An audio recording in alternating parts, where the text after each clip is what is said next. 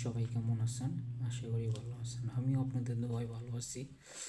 আজকে আপনাদের মাঝে একটা গল্প নিয়ে আসলাম। গল্পটা হলো ছেলে, বাবা আর একটা গাধা। এখন রোড দিয়া তারা তিনজনই যাইতেছে। এখন বাপে চিন্তা করলো, আমার ছেলে রোদের মাঝে হাইটটা যাইবো, আমি ছেলেটার উপর গাধার উপর উঠাই দিই। বাবা কী করলো, ছেলেটারে গাধার উপর উঠাই দিল। সে যাইতে সে বাপে হাঁটতে যেতেছে, ছেলে গাধার উপরে।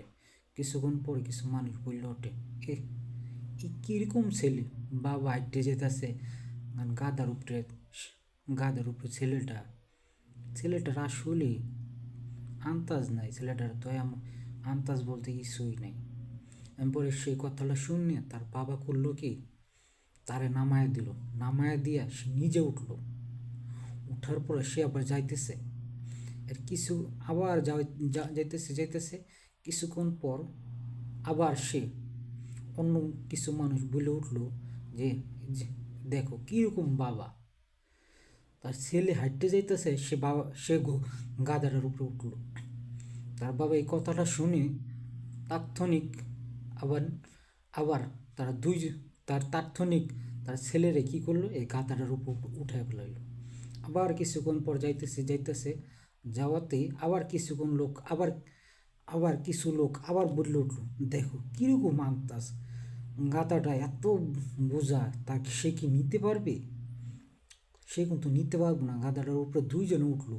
আসলে তাকে কোনো আন্তাজ জ্ঞান বুদ্ধি কিছুই নাই, মুখ মাফি।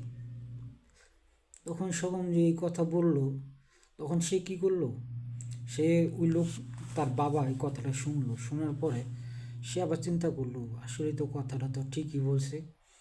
তার বাপ বেটা দুইজনেই নিচে নামলো, গাদার থেকে নিচে নেমে গেছে। নিচে নামে গাদাটারে কী করছে, দুই হাত পাও বাঁধছে, বাইন্দা ঝুলাইয়া বাপ বেটা মিললে লয়ে যেতেছে। এটার মানে কি বুঝাইলো, আমরা কি শিখলাম এই গল্পটার থেকে? যে জীবনে যা কিছু করেন নিজের জ্ঞানে সব কিছু করবেন। অন্যজন অনেক কিছুই কথা বলবে, হ্যাঁ ভালো পরামর্শও দিবি, খারাপ পরামর্শও দিবি, কিন্তু আপনি আপনার জ্ঞানে চলবেন। এমন কোনো কিছু করবেন না যে আপনি একটা ক্ষতি করে গেলেন, একটা ক্ষতি হয়ে গেল আপনার, পরবর্তীতে তার জন্য দোষ দিলেই কিন্তু আপনি এটা দিয়ে যে পার পাওয়া যাবেন অথবা বাচ্চা যাবেন, কোনো কিছু হয়ে যাবে, এরকম কোনো কিছু না। তারে হয়তো আপনি দুই তিনটা কথা বলবেন, সে একদিন দুদিন শুনে সেই ঠিকই হয়ে যাবে, কিন্তু ক্ষতিটা তো আপনার হবে। জীবনে এমন কোনো কিছু করবেন না যে আপনাদের ক্ষতি হয়। আশা করি সবাই ভালো আছেন। রাখি, আসসালামু আলাইকুম।